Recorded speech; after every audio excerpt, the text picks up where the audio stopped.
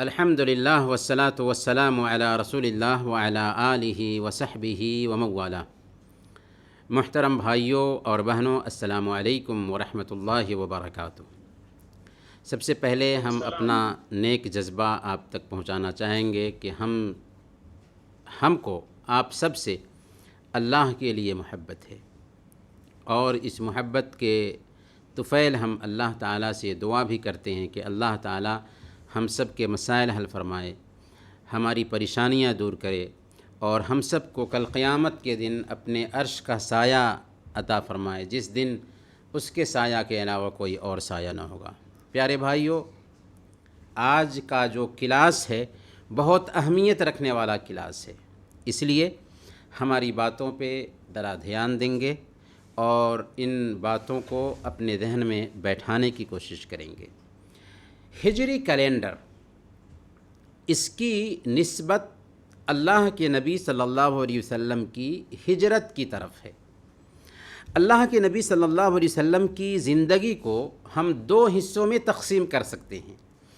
ایک مکی زندگی جس کا تعلق مکہ سے ہے، اور یہاں پر اللہ کے نبی صلی اللہ علیہ وسلم نبوت کے بعد 13 سال بتاتے ہیں، اور دوسری زندگی مدنی زندگی ہے، اور یہاں پر اللہ کے نبی صلی اللہ علیہ وسلم ہجرت کے بعد 10 سال بتاتے ہیں۔ تو نبوت کی کل جو زندگی بنتی ہے وہ 23 سال بنتی ہے۔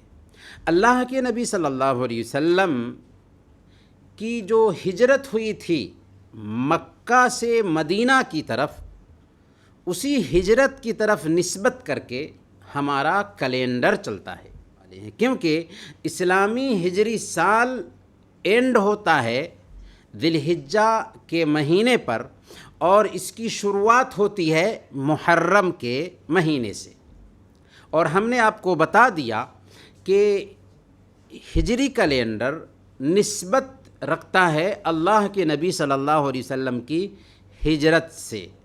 تو اس ناحیہ سے ہمیں چاہیے کہ ذرا اللہ کے نبی صلی اللہ علیہ وسلم کی زندگی کے جو خاکے ہیں ان خاکوں پہ کبھی کبھار دھیان دیتے رہیں، تاکہ ہمیں بھی سمجھ میں آئے کہ یہ جو اسلام ہم تک پہنچا ہے اس کے راستے میں کتنی قربانی دی گئی ہے، کتنی پریشانیاں جھیلی گئی ہیں، اور کتنی قربانیوں کا سامنا کرنے کے بعد یہ دین ہم تک پہنچا ہے۔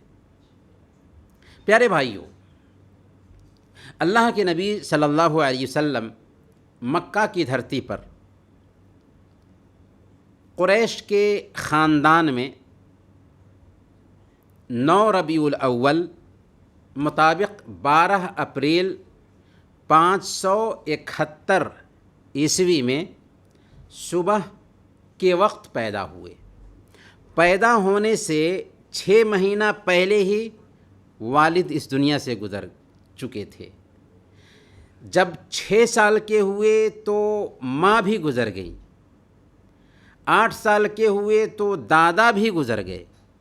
ایک اناتھ انسان کے بارے میں تصور کیجئے جو 8 سال کی عمر میں اپنے باپ، اپنی ماں اور اپنے دادا سب کے سایہ سے محروم ہو چکا ہے۔ اسی لیے آپ اسکول نہیں جا سکے، پڑھ لکھ نہیں سکے، لیکن اپنے سماج میں دیا بن کر جلتے رہے، ہر برائی سے دور رہے، ہر اچھائی کو اپناتے رہے، یہاں تک کہ کیریکٹر ایسا تھا کہ لوگوں نے آپ کی سچائی اور آپ کی امانت داری کی قسمیں کھاتے ہوئے آپ کا نام ہی الامین اور الصادق رکھ دیا تھا۔ آپ کو محمد نام سے پکارتے نہیں تھے، بلکہ کہتے تھے الصادق الامین۔ اللہ کے نبی صلی اللہ علیہ وسلم کو ویلفیئر کے کاموں سے ایسی دلچسپی تھی کہ آپ نے ایک ایگریمنٹ پاس کیا تھا جس کا نام حلف الفضول رکھا گیا تھا۔ اس میں ہوا یہ تھا کہ مکہ میں اگر کوئی مظلوم پایا جائے گا تو سب لوگ مل کر کے ظالم سے مظلوم کو اس کا حق دلانے کی کوشش کریں گے۔ اس کا نام حلف الفضول رکھا گیا تھا۔ عبداللہ بن جدعان کے گھر میں یہ ایگریمنٹ طے ہوا تھا۔ اللہ کے نبی صلی اللہ علیہ وسلم کی اہمیت اتنی تھی کہ ایک مرتبہ کعبہ کو بنایا گیا تھا اور حجر اسود کو رکھنے کی باری آئی تو اختلاف ہوا سارے سرداروں کا، تو اللہ کے نبی صلی اللہ علیہ وسلم نے اپنی عقل مندی سے ایسا فیصلہ کیا کہ سب راضی ہو گئے۔ 25 سال کی عمر میں 40 سال کی عورت سے آپ نے شادی کی، یہ 40 سال کے ہو چکے تھے، نبی بنائے جا چکے تھے۔ 3 سال تک اللہ کے نبی صلی اللہ علیہ وسلم نے چپ کے لوگوں کو اسلام کی طرف دعوت دی تھی۔ یہاں پر ہمیں یہ ایک پیغام بھی ملتا ہے کہ شروع میں اپنے اسلام کو چھپا کر رکھنے میں کوئی حرج کی بات نہیں ہے۔ اللہ کے نبی صلی اللہ علیہ وسلم نے 3 سال تک چپ کے لوگوں کو اسلام کی طرف دعوت دیا۔ ارقم صحابی ہیں، ان کے گھر میں چھپ کر کے لوگوں کو اسلام سکھاتے تھے۔ 3 سال کے بعد جب آپ نے کھلے طور پر اسلام کا اعلان کیا تو اپنے پرائے بن گئے، دوست دشمن بن گئے، صادق اور امین کہنے والے پاگل اور دیوانہ کہنے لگے۔ وہی انسان ہے جس کی سچائی کی قسمیں کھاتے تھے، جس کو سچا اور امانت دار کہتے تھے، جس کو اپنے سماج کا چراغ سمجھتے تھے، لیکن اسی انسان کو اب پاگل اور دیوانہ قرار دیا جا چکا ہے۔ آپ کو ستایا جاتا ہے، آپ کو ٹارچر کیا جاتا ہے، آپ کو پریشان کیا جاتا ہے، جسمانی تکلیف پہنچائی جاتی ہے، ذہنی تکلیف پہنچائی جاتی ہے۔ آپ پر ایمان لانے والوں کو طرح سے ٹارچر کیا جاتا ہے، طرح سے ستایا جاتا ہے۔ مکہ کی جلتی ہوئی ریت پر کچھ لوگوں کو سلایا جاتا ہے، کوئلے گرم کر کے اس پر ننگے بدن کچھ لوگوں کو لٹا دیا جاتا ہے، اور ان کے بدن کی جو کھالیں ہیں ان سے نکلنے والے خون اور ان سے نکلنے والے جو پانی ہیں ان کی وجہ سے وہ کوئلہ بجھتا ہے۔ ایسی تکلیف اور ایسی پریشانی سے دوچار کیا جاتا ہے۔ نبوت کے 5ویں سال جب پانی سر سے اونچا ہونا شروع ہوا تو آپ نے حکم دیا کہ حبشہ کا ایک بادشاہ ہے جو نیک دل ہے، وہاں جا کر کے کچھ لوگ بس جائیں تاکہ کم سے کم کچھ لوگوں کی تکلیف ہلکی ہو سکے۔ چنانچہ اللہ کے نبی صلی اللہ علیہ وسلم کی اجازت سے کچھ صحابہ حبشہ چلے گئے۔ دوسرے سال بھی کچھ صحابہ گئے تھے۔ قریش کے ایجنٹ وہاں بھی پہنچ جاتے ہیں، لیکن صحابہ کرام کی حکمت سے قریش کو منہ کی کھانا پڑی، اور حبشہ کے بادشاہ نجاشی کے سامنے میں حضرت جعفر رضی اللہ تعالیٰ عنہ کی ایسی تقریر ہوئی کہ حبشہ کا بادشاہ نجاشی خود اسلام قبول کر لیتا ہے اور صحابہ کرام کو پناہ دیتا ہے، قریش کے ایجنٹ کو واپس کر دیتا ہے۔ اللہ کے نبی صلی اللہ علیہ وسلم کی نبوت کے 6 سال عمر فاروق اور حمزہ رضی اللہ تعالیٰ عنہ، یہ قریش کے 2 بہت ہی طاقتور قسم کے لوگ تھے۔ حمزہ تو آپ کے چچا تھے اور عمر فاروق بھی بہت طاقتور قسم کے لوگ تھے۔ یہ دونوں جب اسلام قبول کرتے ہیں تو کچھ جان میں جان آتی ہے، لیکن نبوت کا 7واں سال جب آتا ہے تو بنو ہاشم کے ساتھ جتنے بھی مسلمان تھے سبھوں کا سماجک بہشکار کر دیا جاتا ہے۔ اس میں کیا ہوا؟ ابو طالب کی گھاٹی میں سب کو قید کر دیا گیا۔ جرم کیا تھا ان کا؟ کیا ان کا مال ہڑپ لیا تھا؟ ان کی جائیداد پر قبضہ کر لیا تھا؟ قطعاً نہیں، بس انہوں نے لا الہ الا اللہ کی گواہی دی تھی۔ اس کے لیے انہوں نے سماجک بہشکار کیا، ابو طالب کی گھاٹی میں قید کر دیا، سامان خریدنے نہیں دیتے تھے کسی سے، پورے طور پر قید کر دیا گیا۔ اس میں حالت اور نوبت یہ پہنچی کہ درختوں کے پتے چبا کر کے زندہ رہنے کی نوبت آئی۔ بچے بھوک اور پیاس سے بلبلا جاتے تھے۔ 3 سال تک یہ بہشکار رہا۔ تیسرے سال اللہ کا کرنا ایسا ہوا کہ وہ جو بہشکار کا ایگریمنٹ تھا اس کو دیمک نے چاٹ لیا، اور اللہ کے نبی صلی اللہ علیہ وسلم نے ہی یہ خبر دی تھی۔ چنانچہ اس سے بہشکار کے پیپر کو دیکھا گیا تو واقعی اس کو دیمک کھا چکا تھا، اور 3 سال کے بعد بہشکار ختم ہوا۔ اس سال یعنی نبوت کے 10ویں سال اللہ کے نبی صلی اللہ علیہ وسلم کو 2 سوگ پہنچتا ہے۔ آپ کی بیوی جو آپ کا ساتھ دینے والی تھی خدیجہ رضی اللہ تعالیٰ عنہ، وہ دنیا سے گزر جاتی ہیں۔ آپ کے چچا ابو طالب جو ہر جگہ پر آپ کا ساتھ دیتے تھے، وہ بھی دنیا سے گزر جاتے ہیں۔ یہ سال آپ کے لیے غم کا سال بن جاتا ہے، لیکن آپ مایوس نہیں تھے۔ آپ یہ نہیں سوچ رہے تھے کہ اب یہ دعوت جو ہے نا مدھم ہو چکی ہے، اب یہ دعوت کامیاب نہیں ہوگی، یہ خیال نہیں تھا، بلکہ آپ ہمت کے ساتھ آگے بڑھ رہے تھے۔ آپ سوچتے ہیں کہ مکہ کی زمین تو بنجر ثابت ہو رہی ہے، جاتے ہیں طائف، وہاں کے لوگ ہو سکتا ہے اسلام قبول کر لیں گے، لیکن وہاں کے لوگوں نے آپ پر پتھر برسایا، اتنا پتھر برسایا کہ بے ہوش ہو کر گر کر پڑے۔ ہوش آتا ہے تو اللہ کے نبی صلی اللہ علیہ وسلم کے پاس فرشتے آتے ہیں، اجازت لیتے ہیں کہ اگر آپ حکم دیں تو طائف والوں کو دو پہاڑوں کے بیچ پیس دیا جائے، لیکن قربان جائیے محمد صلی اللہ علیہ وسلم کی دیالوتا پہ کہ ایسے لوگوں کے حق میں بھی دعا فرماتے ہیں اور کہتے ہیں کہ مجھے امید ہے کہ اللہ تعالیٰ ان کی سنتان میں ایسے لوگوں کو پیدا کرے گا جو اسلام قبول کریں گے۔ اور اسی سفر سے واپس ہو رہے تھے تو جنوں کی جماعت نے اسلام قبول کیا، اسی سفر سے واپس ہو رہے تھے تو ایک آدمی باغیچہ میں اسلام قبول کر لیتا ہے، تو یہ سفر بھی ناکام نہیں ہوتا ہے۔ اللہ کے نبی صلی اللہ علیہ وسلم کے پاس اب ایک چانس تھا کہ یثرب کے لوگ آنے لگے تھے۔ نبوت کے 11ویں سال 6 لوگ آئے، نبوت کے 12ویں سال 12 لوگ آئے، جن میں سے 6 پہلے کے تھے، اور نبوت کے 13ویں سال 73 مرد اور 2 عورتیں آئے۔ ان سب نے اسلام قبول کیا۔ کہاں سے آئے تھے؟ یثرب سے آئے تھے، جو بعد میں مدینہ بنا۔ یہاں تک کہ ان 73 لوگوں نے آپ سے ایگریمنٹ کیا کہ یا رسول اللہ آپ ہمارے پاس آ جائیے، ہم آپ کا ساتھ دیں گے، ہم آپ کی حفاظت کریں گے، اور ہم ہر اعتبار سے آپ کی سرکشا کرنے کے لیے تیار رہیں گے۔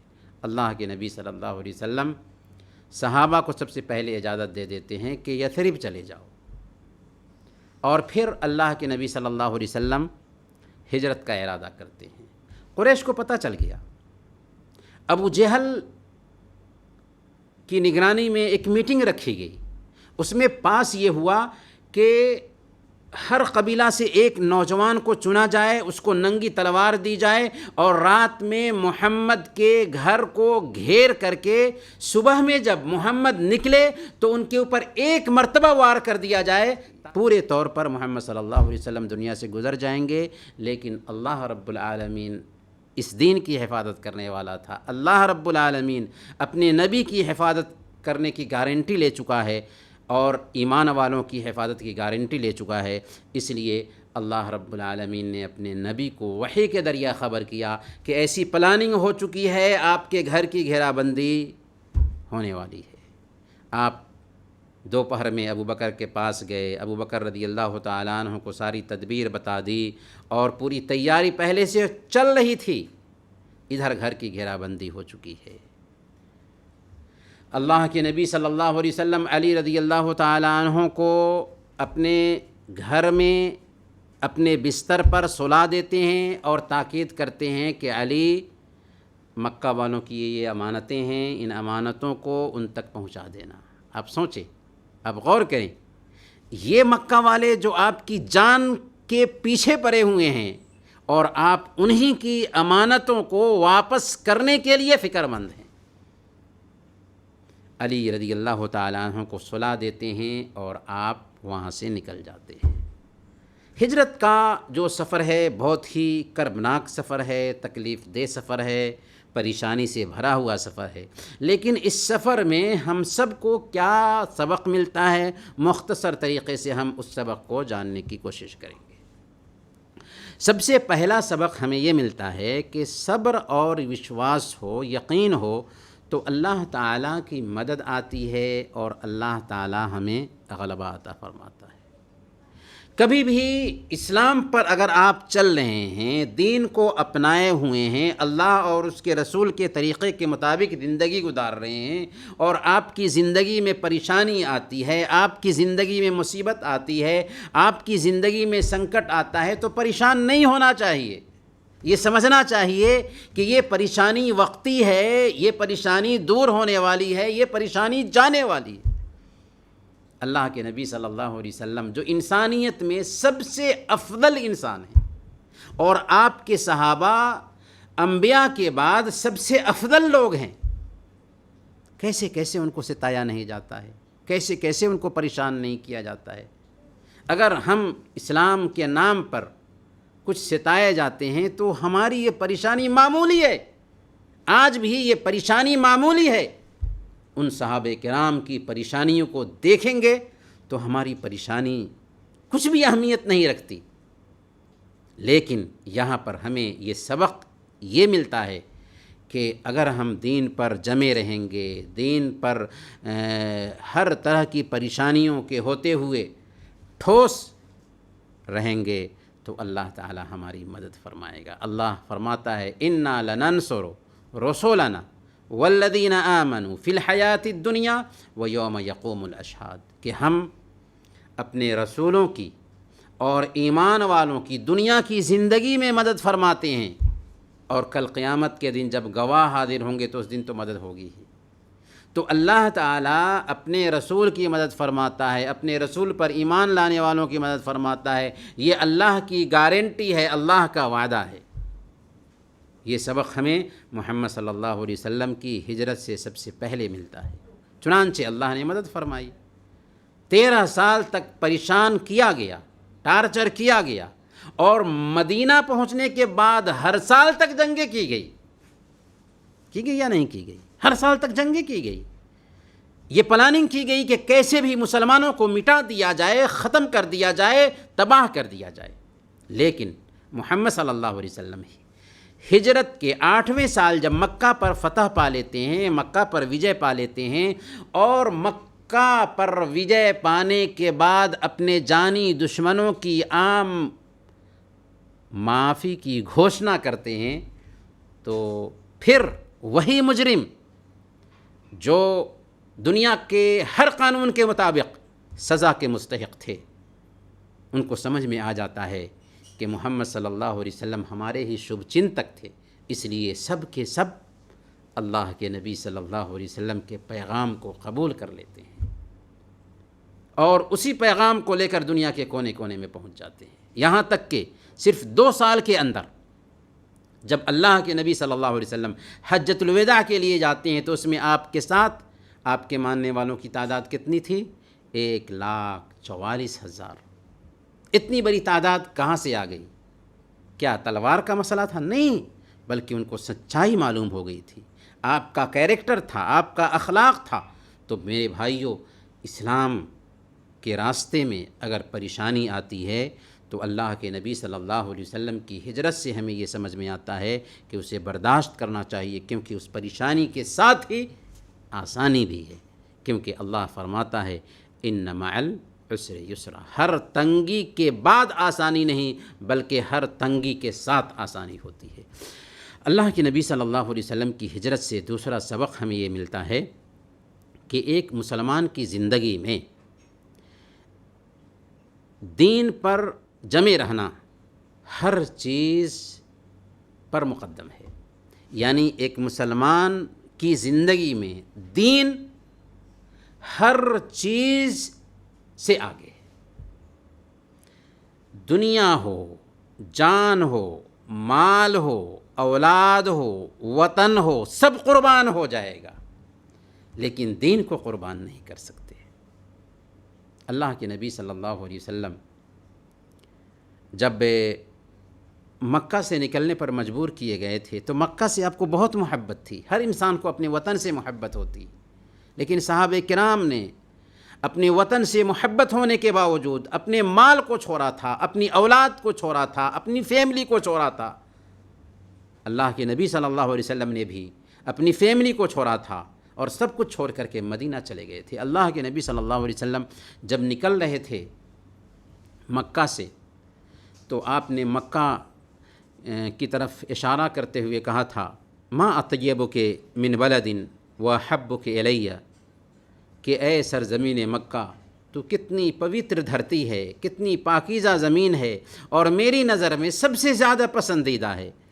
ولولا ان قومک اخرجونی منک ما سکنت غیرک، کہ اگر تیری قوم نے مجھے اس دھرتی سے نہ نکالا ہوتا تو میں کسی دوسری دھرتی پر جا کر کے بستا نہیں، لیکن تیری قوم، تیرے رہنے والے اس دھرتی سے مجھے نکال رہے ہیں، اس لیے میں یہاں سے نکل رہا ہوں، دوسری دھرتی پر جا کر کے بس جانا چاہتا ہوں۔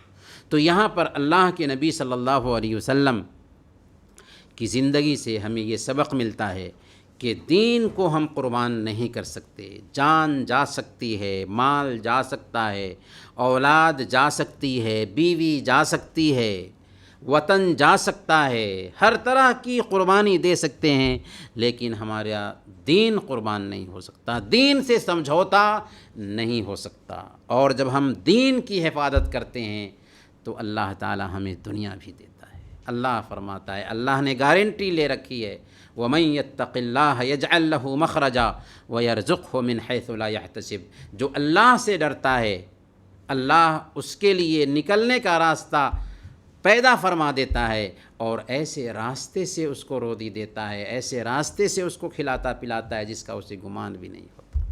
جی ہاں، اگر ہم دین کو بچانے کے لیے قربانی دیتے ہیں، دنیا کی، مال کی قربانی، اولاد کی قربانی، جان کی قربانی، اور بیوی بچوں کی قربانی، وطن کی قربانی، تو یاد رکھیں کہ اللہ رب العالمین ہمارے لیے ایسے راستے سے روزی کے دروازے کھولتا ہے کہ جس کا گمان بھی نہیں ہوتا۔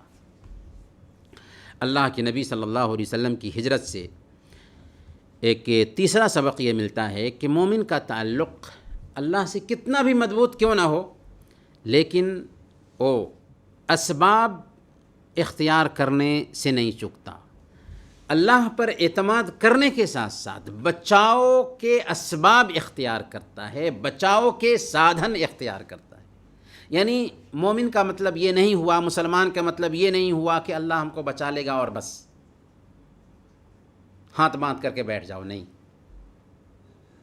بچاؤ کا سبب اختیار کرنے کے ساتھ اللہ پر اعتماد کرنا ہے، اور اسی کا نام توکل ہے، اسی کو توکل کہتے ہیں۔ اللہ کے نبی صلی اللہ علیہ وسلم کی ہجرت میں یہ بہت بڑا پیغام پایا جاتا ہے۔ اللہ کے نبی صلی اللہ علیہ وسلم ہجرت کرتے ہیں تو سب سے پہلے دیکھیں، ایک ایک پوائنٹ پہ غور کریں کہ کیسے آپ بچاؤ کا راستہ اختیار کرتے ہیں اور اللہ پر بھروسہ بھی رکھتے ہیں۔ سب سے پہلے اللہ کے نبی صلی اللہ علیہ وسلم نے اپنے بستر پر علی رضی اللہ تعالیٰ عنہ کو سلایا۔ آپ نہیں سوئے رہے تاکہ ان کو احساس دلایا جائے کہ اللہ کے نبی صلی اللہ علیہ وسلم گھر میں ہیں۔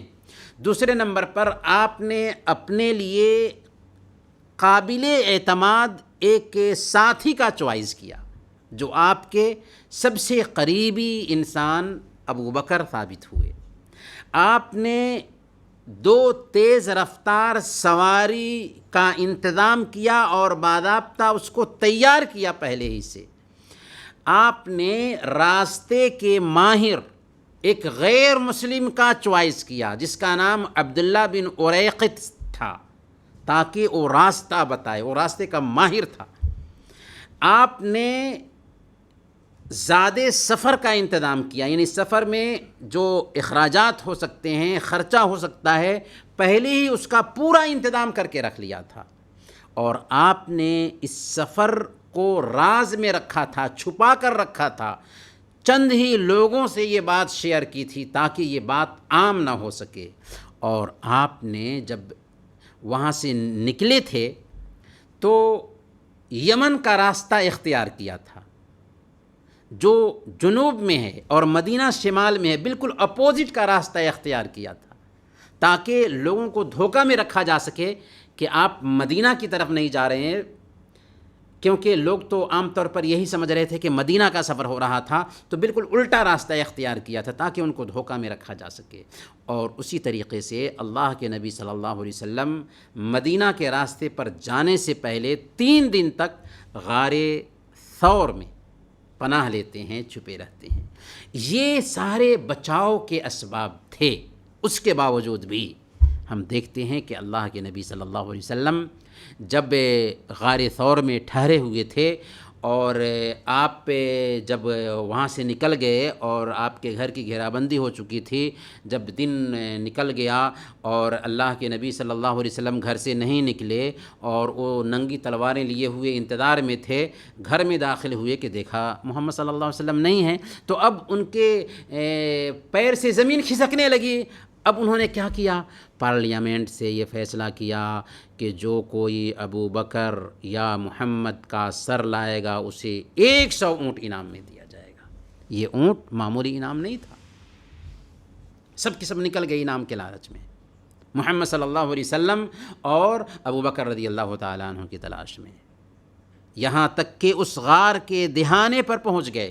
ابو بکر رضی اللہ تعالیٰ عنہ پریشان ہوئے، انہوں نے کہا کہ یا رسول اللہ، اگر دشمن ہمارے پیر کی طرف دھیان دے لے تو ہمیں وہ پہچان لے جائیں گے اور ہمارے پاس پہنچ جائیں گے۔ اللہ کے نبی صلی اللہ علیہ وسلم نے کہا یا ابا بکر ما ظنک باثنین اللہ ثالثہما، ابو بکر تمہارا کیا خیال ہے ان 2 آدمیوں کے بارے میں جن کا تیسرا اللہ ہے؟ اللہ نے باضابطہ اس کا ذکر کیا اپنی کتاب میں، لا تحزن ان اللہ معنا، ابو بکر غم نہ کرو، اللہ ہمارے ساتھ ہے۔ اللہ کے نبی صلی اللہ علیہ وسلم بچاؤ کا سارا سبب اختیار کرتے ہیں، سارے مادھیم اختیار کرتے ہیں، پھر اللہ پر بھروسہ کرتے ہیں۔ یہ ہے توکل، یہ ہے اللہ پر بھروسہ کہ بچاؤ کے سبب اختیار کیے جائیں، روزی روٹی کا انتظام کیا جائے، پھر اللہ پر اعتماد کیا جائے، اور اسی کو ہم توکل کہتے ہیں۔ ہاتھ باندھ کر کے بیٹھے رہیں گے تو اللہ ہمیں نہیں کھلاتا، بلکہ ہمیں کوشش کرنی ہے، محنت کرنی ہے، کوشش کریں گے، محنت کریں گے، اللہ کھلائے گا۔ بچاؤ اختیار کریں گے، پھر اللہ پر اعتماد کریں گے، اللہ ہمیں بچائے گا۔ اسی طریقے سے اللہ کے نبی صلی اللہ علیہ وسلم کی ہجرت سے ہمیں ایک چوتھا سبق یہ ملتا ہے کہ جو اللہ کی حفاظت کرتا ہے اللہ اس کی حفاظت کرتا ہے۔ مٹھی بھر مٹی لیا اور ان کے چہروں پر مارا، سب کے سب دیکھ رہے تھے، لیکن اللہ کے نبی صلی اللہ علیہ وسلم کو پہچان نہ سکے، اور اللہ کے نبی صلی اللہ علیہ وسلم انہی ننگی تلواروں کے بیچ سے نکل جاتے ہیں اور ان کو خبر بھی نہیں ہو پاتی ہے۔ تو دیکھیں، اگر ہم اللہ کی حفاظت کریں گے، اگر اللہ کے قانون کے مطابق جیون بتائیں گے، تو یاد رکھیں اللہ آپ کی حفاظت کرے گا، اللہ آپ کو برباد نہیں ہونے دے گا۔ اللہ کے نبی صلی اللہ علیہ وسلم پریشانی ضرور جھیلتے ہیں، لیکن کتنی مرتبہ آپ کی جان پر حملہ ہوا، لیکن ہر جگہ پر اللہ نے آپ کی حفاظت فرمائی، اور آج بھی اللہ ہماری حفاظت فرمائے گا، ہر زمانے میں حفاظت فرماتا رہے گا۔ ایک 5واں سبق اللہ کے نبی صلی اللہ علیہ وسلم کی ہجرت سے یہ ملتا ہے کہ اللہ کے نبی صلی اللہ علیہ وسلم کی محبت کے سامنے دنیا کی ساری محبتیں ہیچ ہیں۔ اللہ کے نبی صلی اللہ علیہ وسلم جب ہجرت کا پلان کرتے ہیں اور ابو بکر کے پاس آتے ہیں، ابو بکر کو خبر دیتے ہیں کہ تم میرے ساتھ ہجرت کرنے والے ہو۔ ابو بکر بھی جان رہے تھے کہ اللہ کے نبی صلی اللہ علیہ وسلم کے ساتھ نکلیں گے تو سارے لوگ ہمارے دشمن بن جائیں گے، لیکن پھر بھی خبر سنتے ہی ان کی آنکھوں سے آنسو آنے لگے۔ یہ ٹینشن کے آنسو نہیں تھے بلکہ خوشی کے آنسو تھے۔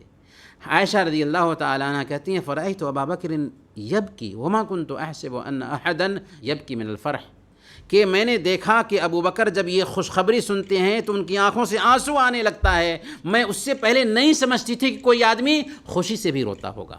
پھر اللہ کے نبی صلی اللہ علیہ وسلم کو جب لے کر کے غار ثور میں داخل ہوتے ہیں تو اللہ کے نبی صلی اللہ علیہ وسلم سے کہتے ہیں کہ آپ ذرا باہر رہیے، ہم اندر جا کر کے انتظام کر لیتے ہیں، پھر آپ کو بلائیں گے۔ اندر میں جا کر کے جو بل تھا سارے بل کو بند کیا اور اللہ کے نبی صلی اللہ علیہ وسلم کو اندر بلایا.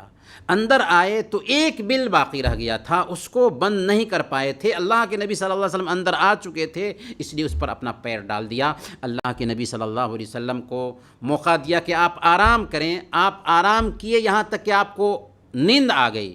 ابو بکر رضی اللہ تعالیٰ عنہ کو اندر سے بچھو ڈنک مارتا رہا اور تکلیف سے پریشان تھے، آنسو گر رہا ہے، لیکن اللہ کے نبی صلی اللہ علیہ وسلم کو بولتے نہیں ہیں کہ آپ کی آنکھ کھل نہ جائے. جب آنکھوں سے آنسو گرا، آپ کے رخسار مبارک پر وہ آنسو گرے، اللہ کے نبی صلی اللہ علیہ وسلم کی آنکھ کھلی. پوچھا ابو بکر تم کو کیا ہوا؟ انہوں نے کہا کہ یا رسول اللہ بچھو نے ڈنک مار دیا. اللہ کے نبی صلی اللہ علیہ وسلم اپنے منہ سے لعاب نکالتے ہیں، اس پہ ڈال دیتے ہیں، فوراً تکلیف جاتی رہتی ہے. لیکن یہاں پر آپ ایک سبق جو سیکھتے ہیں وہ یہ ہے کہ کیسے اللہ کے نبی صلی اللہ علیہ وسلم کی محبت تھی ابو بکر رضی اللہ تعالیٰ عنہ کے دل میں، کہ اللہ کے نبی صلی اللہ علیہ وسلم کے لیے اپنی جان تک قربان کرنے کے لیے تیار ہو جاتے ہیں. تو یہ تھے ہجرت کے کچھ میسیجز، ہجرت کے کچھ اسباق، ہجرت کے کچھ دروس جو آپ کے سامنے رکھے گئے ہیں نئے سال کی مناسبت سے. اللہ تعالیٰ سے دعا کرتے ہیں کہ اللہ تعالیٰ ہم سب کو پیارے نبی صلی اللہ علیہ وسلم کے اسوہ کے مطابق زندگی گزارنے کی توفیق عطا فرمائے. آمین. اگر آپ کے پاس کچھ پوچھنا ہے، کچھ سوال ہے تو پوچھ سکتے ہیں آپ.